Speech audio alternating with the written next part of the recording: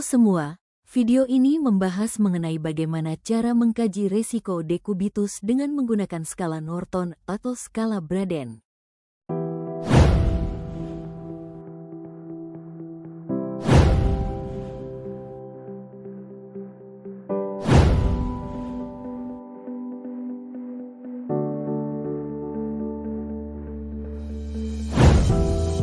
Pengertian dekubitus.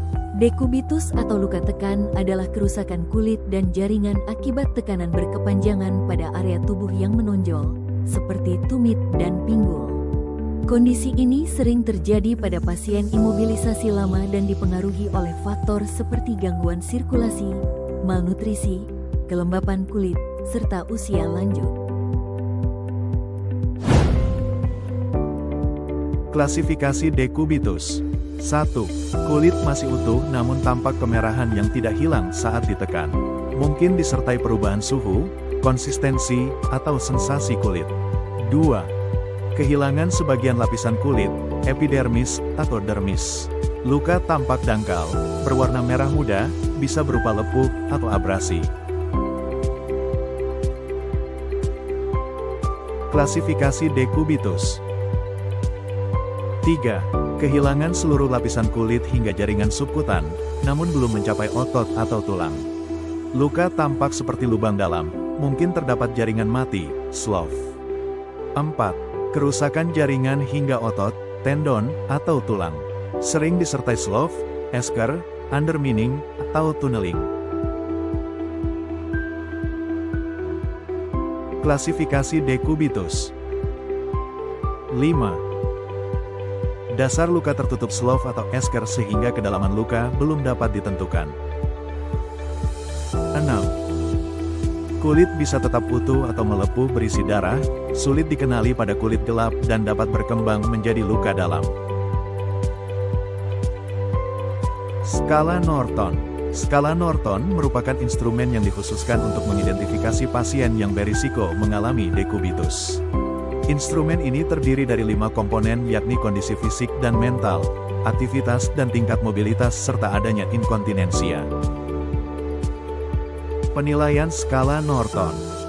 Adapun indikator penilaian dari skala Norton, yaitu kondisi fisik, kondisi mental, kegiatan, mobilisasi, dan inkontinensia.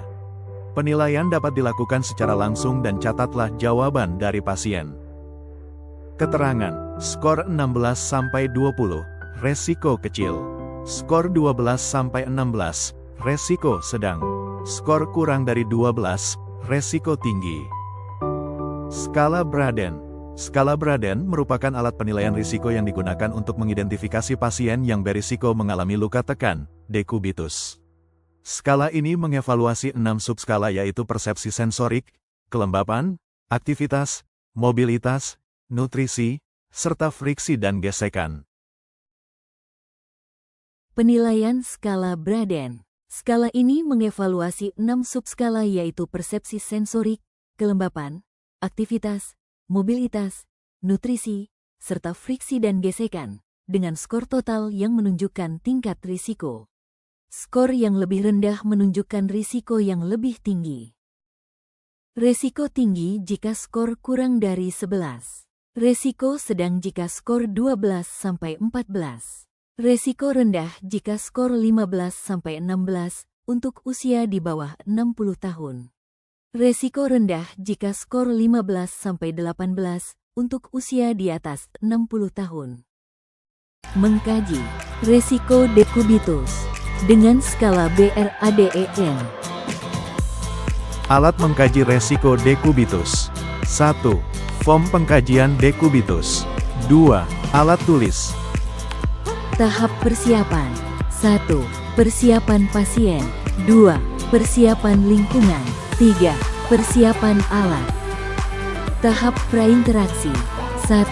Mengecek ulang identitas klien untuk memastikan identitas penanggung jawab klien.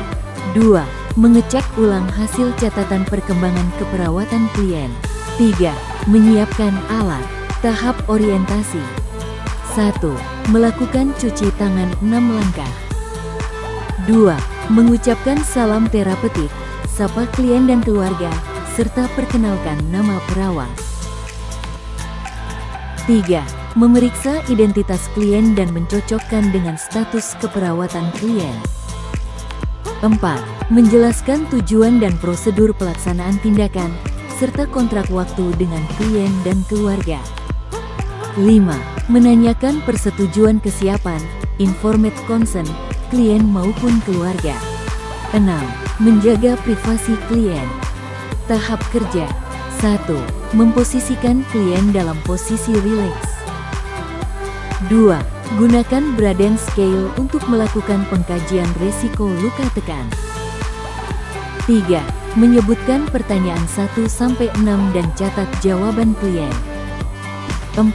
Analisa hasil skor skala Braden yang didapat dari klien. Tahap terminasi. 1. Mengakhiri tindakan dan berikan salam kepada klien dan keluarga. 2. Mendokumentasi hasil tindakan. Hal yang harus diperhatikan, pengkajian resiko luka tekan dengan menggunakan Braden Scale dilakukan setiap hari dan dievaluasi setiap 3 hari.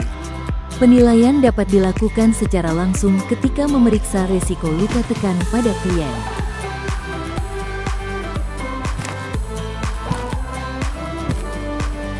Sekian materi mengenai mengkaji resiko dekubitus. Semoga video ini bermanfaat bagi kita semua.